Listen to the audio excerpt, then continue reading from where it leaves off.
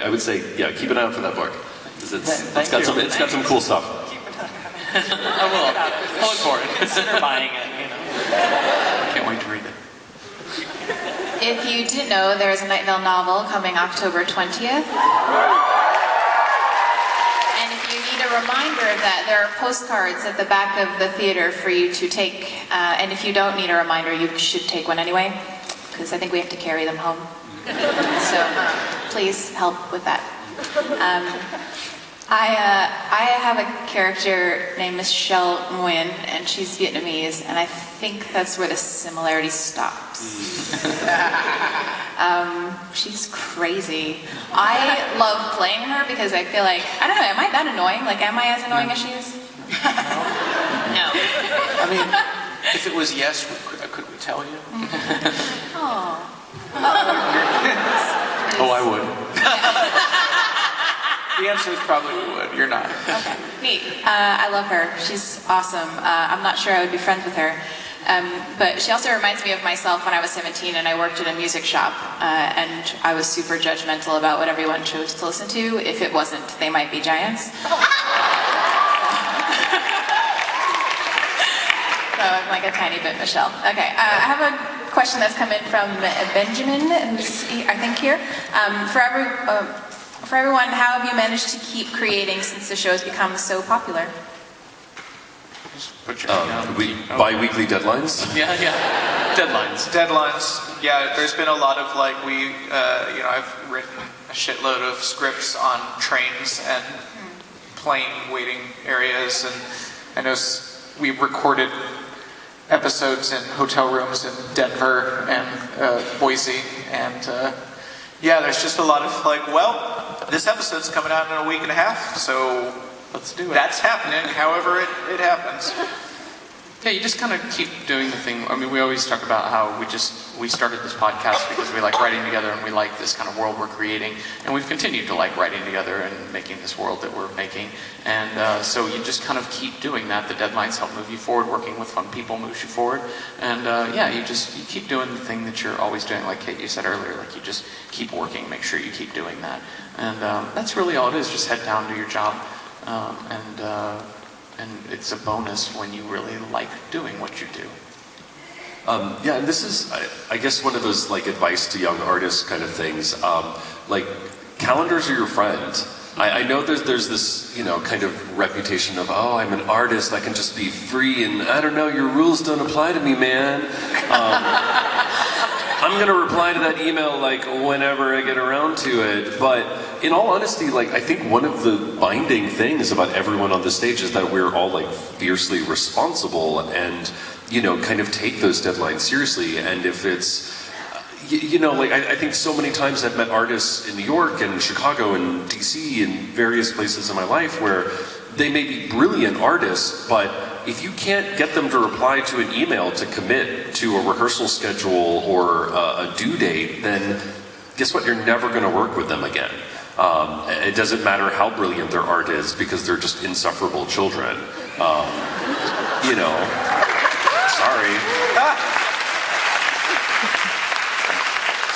Meg and I were talking earlier about some of the overlaps between Night Vale and Neofuturism, and one of the things is that since we were all largely part of Too Much Light Makes the Baby Go Blind, you have a weekly deadline of Tuesday at 7 o'clock where you have to bring new work, and it goes up on Friday, whether or not it's entirely ready to go up, and then that Tuesday you have another deadline. And so the constant creation and the constant pushing yourself to make your next deadline is definitely something that we all share and we all have great respect for. Yeah.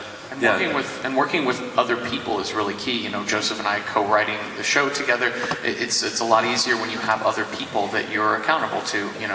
If I'm working on a thing by myself, I'm perfectly happy letting myself down, but I really hate letting other people down. It's the worst. And I think so when you do work with other people, it helps you do that. It helps you be like, I better reply to Cecil's email. So that sort of thing, yeah.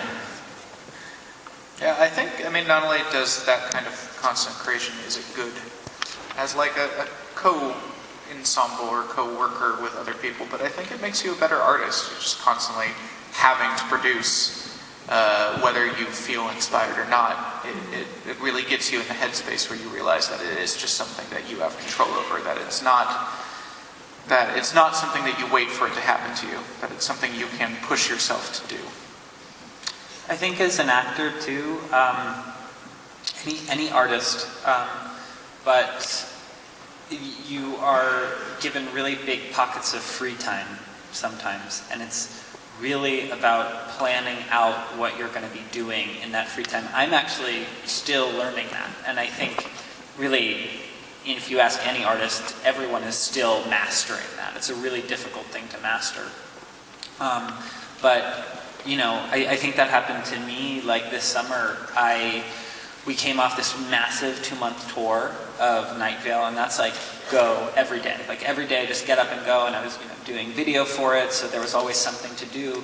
And then I came home at the end of May, and it was like, fuck. Like, wow, my day is not planned out for me. Now what? Now what? And so, and I think that through that I started, putting myself on my own deadlines, knowing what free time I had in front of me. So it's really just about in that free time, how much are you engaging with other people's work? That's a really, really big thing to do. And then how much of that is inspiring you in the deadlines you're creating for yourself, and don't be fooled by audience size. Like a deadline for you to send something you wrote or worked on, to email it to a friend, is just as important as a deadline to create a stage show that is going to be seen by thousands of people. They are equally valuable. We have a question from Colin. Night Vale has a great cast of queer performers. What advice do you have for queer people? What advice do you have for queer people and performers? I'm going to echo what Meg said about advice for women performers. I mean, it's you've got to be more inclusive. Like, I can't speak to what it's like being a female performer, but I feel like the same problems emerge in LGBT theater, where it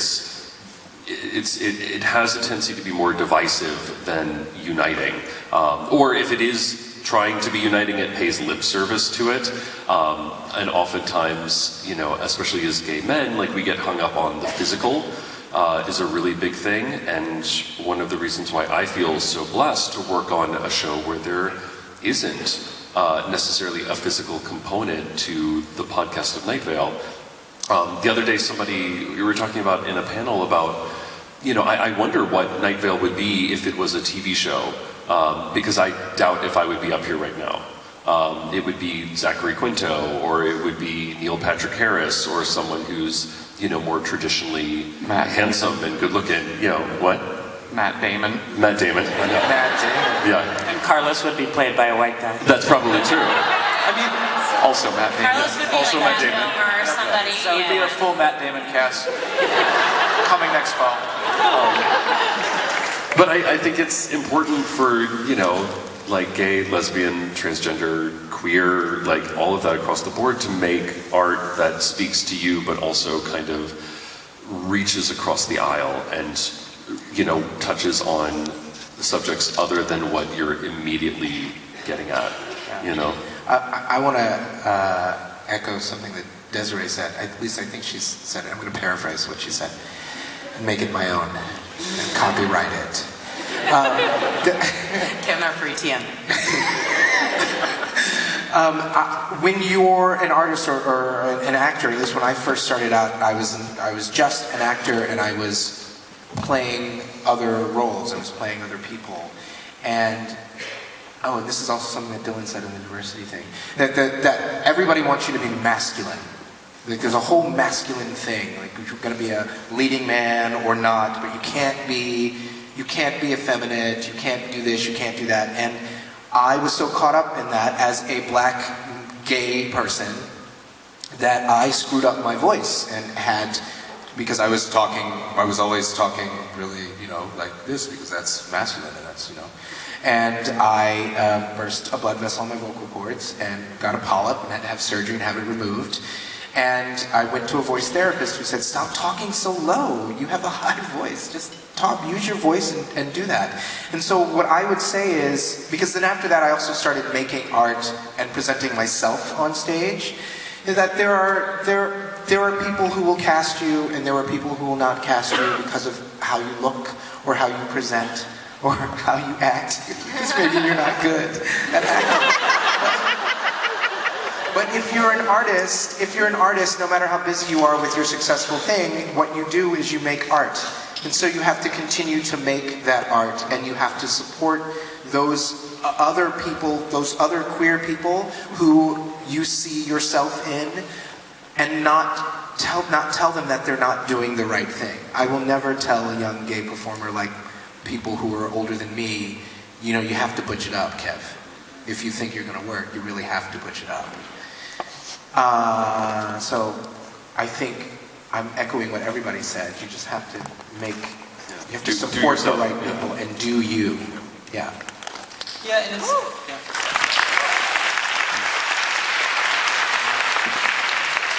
I think it's really important to be aware of what the paradigms are of the specific zone you occupy. Just as if women performers are told, well, it's a man's game. You've got to play by a man's rules. Also, what does that mean? What does that one thing that man means? Matt Damon can tell you. Matt Damon will tell me, whether I want to hear it or not. We saw something really interesting happen a few weeks ago with the Stonewall movie, right? And I was really so fascinated by that. Because that is a conversation that has never happened for identical movies before that. But suddenly, this is something we're starting to talk about. Roland Emmerich, the director, said, he was quoted as saying that it was really important for him to have a white, straight acting male lead because he thought, gross. But because he thought that was more of an in for people. But the thing is, and this is something we do all the time, is we love attacking one person, for representing a whole systemic problem. Roland Emmerich did not create this problem. In fact, I totally understand why he cast that guy, and clearly I don't condone it or support it. But the fact that we're talking about this right now means really cool things for the way representation is going to start bending, and the whole straight acting thing, what you're told of just fit in to this mold, which for me is impossible. You will smell it on me if I am trying to be straight acting, and you'll be like, what are you doing? So understand what the paradigms are and completely ignore them. I think that's a really important part.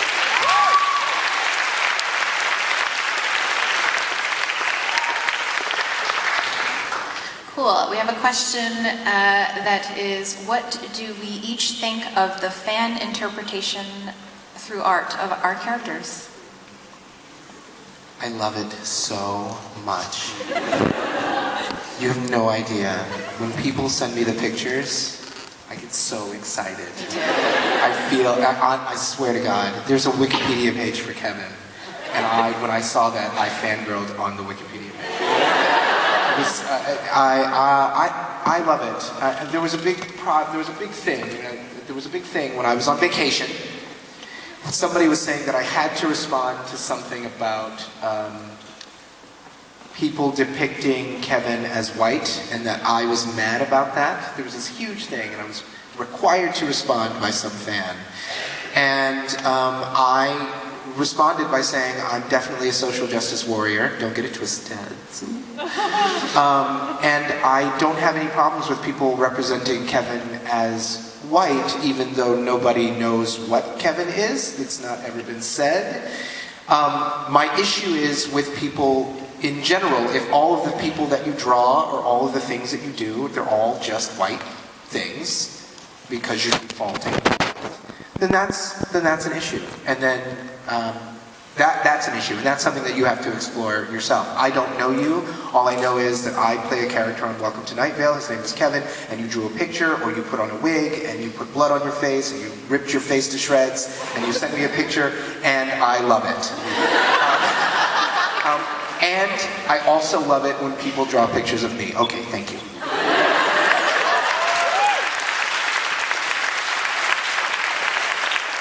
I love seeing the variance in it. I love seeing how different people interpret different things. I mean, I know that there have seemed to be, and it's strange to me how consensus has arrived on certain characters. You started seeing people and everybody would be like, oh yeah, this is Cecil, this is what Cecil looks like, or these are what the angels look like. And that is interesting to me how they reach that consensus. I want to see more of it. Yeah. But yeah, I mean, it's fantastic stuff for all the characters. And for mine personally, I came to play her later on in the evolution of it. So the ones that already exist are super badass and really creative because of the way that she is described and what she does. And now that I do the shows, I want to see some that look like me. So that's all. I'm vain. Just make some. Thanks. Just a side note, Desiree, someone has tweeted artwork of you, so it's Awesome. Yeah, it's Thank down. you. It's scrolled down a bit. I'll show it to you afterwards. Cheers. Thank you, Thank you. sir. Thank you For already. that was very quick. Oh, Yeah. Well done. Hey. Hey, well done. You're on top of that. I had a Twitter, there was a bit of an internet outrage when a girl named Kate Jones was cast as a person whose last name was Nguyen right at the beginning, and then someone dug through the internet to discover I am Vietnamese. So that was weird, but the internet sorted itself out, so that was fine. Solve the problem it created. I love the things people come up with for the witty T-shirts that they give Michelle. There's one that says, "I hate shirts with words," and I was like, I want that. Cool. Let's see, what else do we got coming in? Oh, there was one from Lindsay. Sorry. Where'd it go? I saw something that looked like Lindsay. So captivating to watch. In fairness, Lindsay tweeted that she liked my shoes. I'll take this one. Oh, here it is. Do you actively work to keep your show diverse? And is that a challenge in the face of a whitewashed patriarchy? Sounded like it is. Yeah, I mean, we try to write Night Vale to kind of reflect the world as it is, which is a diverse world. So just inherently, the fictional town is a diverse place, and definitely when we're casting, we would feel really shitty if we were just casting white dude after white dude. That would feel awful. Fortunately, it's not a struggle for us in a practical sense, in that we know so many diverse people who are really talented.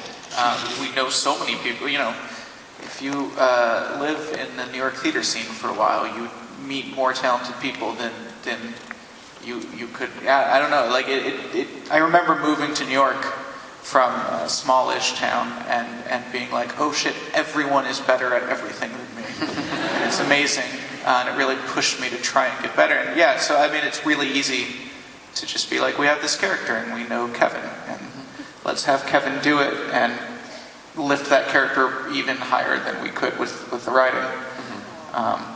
Yeah, you're really good at what you do, Kevin. You're good at what you do. I don't know, it's, yeah. I think it relates to the very nature of creating art, right? Is that I find for myself that, and I think all these people are all writers of some sort. Everyone at this table is, and there's something about when you're creating that you should have a natural arc of boredom with your own work, right? You should get to a point where you're like, this is a thing I've been doing and I'm mastering this sort of voice, but I want to make something new. It's like, Kevin, what you were saying about if you're always drawing characters that are white and that's your default, it's interesting to find that as a pattern of something you're doing and be like, this is less interesting. This is something else I can explore. And some of that comes with casting and some of that comes with writing characters that are different than what you grew up with. Joseph and I were having conversations the other night about growing up in a small suburb reasonably sized suburb of Dallas, where I didn't know very many people who weren't white, and I certainly didn't know anyone who was out or gay, and I knew very few people who weren't Protestant Christians. And so when you explore the world and you get outside of that, you definitely find, oh, there's so much more interesting things happening. There's so much more to explore, and I think that's part of how you make art, is to always be looking for something you are not covering. I just want to, yes. I just want to jump in to just acknowledge how much I appreciate this, or these two writers sitting next to me. The conversation comes up a lot when we're talking about representation and diversity in storytelling. The conversation a lot of times veers towards, well, we just need more creators of color. And I think that is total bullshit, because there are a ton of creators of color. They are just not being given the platform to get their work onto a wider stage. And I also feel that saying that is totally escaping, like taking the onus off of white creators, as if white people only have the ability to write white characters, right? And straight people only have the ability to talk about straight relationships. But I think Joseph and Jeffrey, and I've had the privilege to see them work and see their work that isn't Night Vale related, and I am, really in awe of how they actively write universal stories that really are not about race. And the Carlos-Cecil relationship is not like, we are not grappling with our gay identity. We're just in love, yeah, and that's like how it goes. People rather than gay people, totally. or people of color, or it's And like, we just went through like some time apart where we had to be living apart, and that's a very real thing. And so I feel like this is the paradigm. This is a paradigm that should be listened to.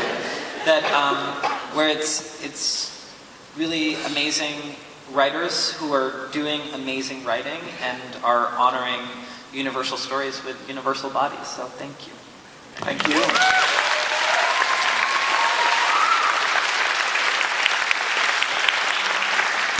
This one has come up a couple times, so maybe if we could try to do a rapid fire on this one. It is, what podcasts are we listening to? Mystery show. It's kind of embarrassing, but Talk Salad and Scrambled Eggs. Yeah, that one fan. I really like Stuff You Should Know. Yeah. Do you guys know that podcast? It's really good. I always feel like I'm smarter after I hear an episode. Joseph and I listen to Ask Me Another a lot. A lot of Ask Me Another. I was on that once. Reply All. Reply All. Yeah, Reply All is good. One that I listen to religiously and have for a couple years now is The Read, and please check that out. It's so amazing. And then one recently that Joseph directed me to that's super enjoyable. It's also a serial fiction podcast. It's called The Black Tapes. It's also a really amazing, super cool, creepy, awesome storytelling podcast. Yeah, I listen to probably about 30 podcasts to varying degrees of dedication, but the only two I think I'm completely caught up on is the Black Tapes podcast and a show called Criminal, which is so good. It's coming out of it's out of North Carolina. It's true crime stories, about 20 minutes. It's really amazing. Cool. I listen to Criminal, and then also a podcast. I listen to The Moth religiously, and 60 Minutes because it doesn't air in London. I'm sorry. I'm sorry. Okay, and then one more question. We have 4 minutes left, so I don't know how long this one will take us. But this question is, other than your own character, or if you don't have a regular character, what character would you like to play? Unwelcome to Night Vale. I think that's what they Cecil.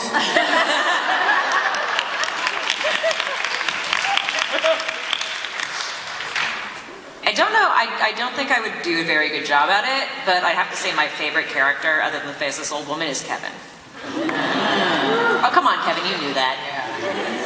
I always love getting to imitate Hiram McDaniels. It's so much fun.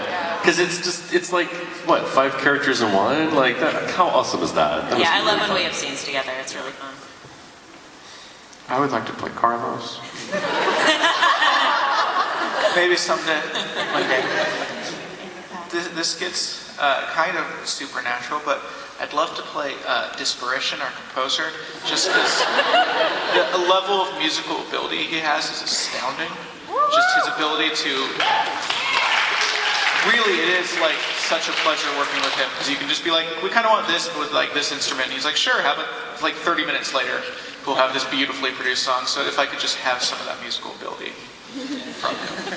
When we were in, I'm sorry to distract, but when we were on tour in London, we were in some like old churches, and there was these pianos backstage, and John would just sit down at a piano and just play this lovely, rich, full, beautiful song, just so melodic, so many things happening, and I would just sit there and I'm like, man, I wish I knew how to play piano. That's so great. And we asked John, I was like, what piece was that? He's like, I don't know, I was just improvising.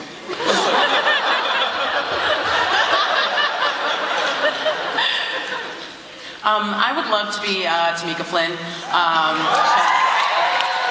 because she's a badass, and then people often think I'm going to be her, and then because I'm black as well, and and I'm like, no, I'm going to be me. This is fine. I would love, honestly, I would love to do Michelle too, because she just don't give a fuck. And I think it would be hilarious to just be like disdainful about everyone and everything in the universe. I'd love to be Joseph Fink, both in the podcast and being able to do hilarious intern things, and also being the creator of a hit podcast that's known all around the world. That would have been awesome too. I've been Joseph Fink. It's pretty great. I'm also going to go Hiram, because I think it would be a really awesome challenge. Like, I'm really in awe of the ability to switch between those voices. And then also Hal Loveland plays Steve Carlsberg. That would be a fun. That would be fun, just because Hal is awesome and you get to just step into his shoes, but he also is incredible at doing different voices. So that's just a fangirl him a little bit. Yeah. I really think Michelle win. I was just like, I mean, you do it so well, but I'll do it alone in my room. Right. And I'll send you a video of it. I know. That's it. That's everyone. That's Cool. Okay, so we have one more, I guess time for one more question. So the question was, what's your favorite part of being a part of Welcome to Night Vale? That's for anyone. Everybody sitting up here right now, and That we're on a hang out stage. with them, and make theater with them, and go see different parts of the world with them, and get to know them, as artists, and also just as human beings in a context that you wouldn't normally otherwise do that. Yeah. feeling so proud of my friends who created this. Yeah. Like it really makes me so happy. There's no greater blessing than to be able to create a thing with people you know and love and trust so much, and you couldn't really get a better group of people working on Night Vale. It's been really amazing for us. Yeah. My coworkers are my friends, and our job is to make art. So Hell yeah. that's kind of the best thing.